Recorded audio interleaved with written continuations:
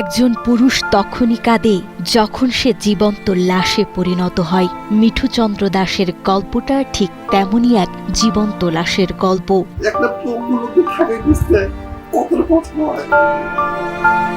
১৩ বছর আগে গোসল করতে গিয়ে তার জীবনে নেমে আসে ঘোর অন্ধকার, আর তারপর থেকেই এই বিছানায় কাটছে জীবন। পঙ্গু হয়ে যাওয়ায় ছেড়ে গেছেন প্রিয়তমা স্ত্রীও। মন ভাঙে যে তখন মানে ইচ্ছে করে না যে জীবনটা রাখি। আর মানুষ কতখানি হাঁটতেছে, ঘুরতেছে, বেড়াচ্ছে, আমার কোনো চলাফেরা করার মতো কোনো বুদ্ধি নেই। আমার বাবা আসলো মেডিকেলে, আমি মেডিকেলে ছিলাম, ও বাড়িতে পায়খানা করে বসে আছে। কি অবস্থা! সকালে পায়খানা করছে, রাত 10টার সময় সে পায়খানা করছে। রংপুর নগরীর পালপাড়া মহল্লার বাসিন্দা মিঠু চন্দ্র দাসের কাঁধে একসময় ছিল পুরো পরিবারের দায়িত্ব। যথারীতি সুন্দরভাবে তা পালনও করতেন তিনি, কিন্তু ভাগ্যের নির্মম পরিহাসে এক প্রতিবেশীর দাহকার্যে অংশ নিতে শ্মশানে যাওয়ায় কাল হয় তার। দাহকার্য শেষে পাশের পুকুরে গোসল করতে নামার মুহূর্তেই হঠাৎ তার পুরো শরীর অবশ হয়ে যায়। টানা 3 দিন অচেতন থাকার পর চিকিৎসকরা জানান তার কোমরের দুটি হাড় ও মাথা মারাত্মকভাবে ক্ষতিগ্রস্ত হয়েছে। কে একজন বলছে বলে ওখানে যা স্নান করো, এই সবাকে বাধা করছে, কেউ তোরা নামবি না, এই যে ঝাঁপ দিছি। তোমাদের জাতি একটা ছেলে ছিল, ও কয় কিরে, ওর যে পোল ঝাঁপ দিল, ও যে তলায় গেল, দেখ না কি রকম। ওর ভাইকে বলছে, ও দৌড় দিয়ে নামিয়ে দেখে ও মরার মতন শুয়ে আছে।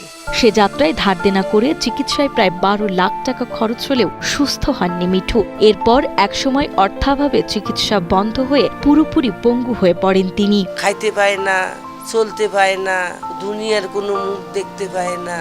ও ওই রকম কষ্ট দেখে, কয় নিজে আমি গায়ের মধ্যে আগুন লাগাই দেই, এইরকম করে। বর্তমানে বিছানায় খাওয়া দাওয়া থেকে শুরু করে মলমূত্র ত্যাগ সবই করেন। সেই সাথে অন্যের সাহায্য ছাড়া হাঁটা তো দূরে থাক, উঠে বসতেও পারেন না তিনি। ছেলের এমন করুণ পরিণতি দেখে দুশ্চিন্তায় 4 বছর আগে মারা গেছেন বাবা খগেন চন্দ্র দাস। এমনকি ছেড়ে চলে গেছেন স্ত্রীও। বর্তমানে অন্যের দোকানে কাজ করা ছোট ভাইয়ের সামান্য আয়ে সংসার ও মিঠুর দামি ঔষধের খরচ মেটানো অসম্ভব হয়ে পড়েছে। বছরের পর বছর বিছানায় পড়ে থাকা ছেলের সব কাজ ও সেবা করতে করতে বৃদ্ধা মাও আজ গুরুতর অসুস্থ। যতটুকু আমাদের সাধ্যে ছিল ততটুকু তো চেষ্টা করছি। ছোট একটা ভাই, সে অন্যের দোকানে থাকে, চাকরি করে।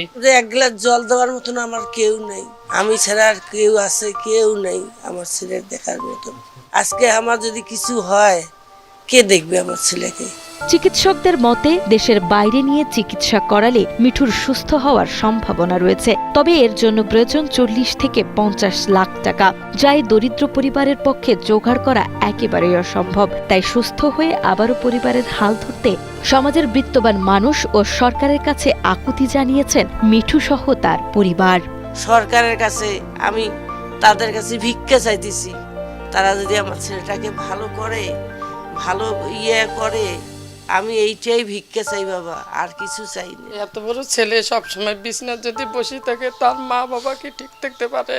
এখন বিত্তবানের কাছে কি আমার ভাগনাটা কিভাবে ভালো হবে, সেই একটা চেষ্টা করি। বাইরের দেশে যে নিয়ে যেতে লাগে সেটা করি, ভালো করে দেখে একটু।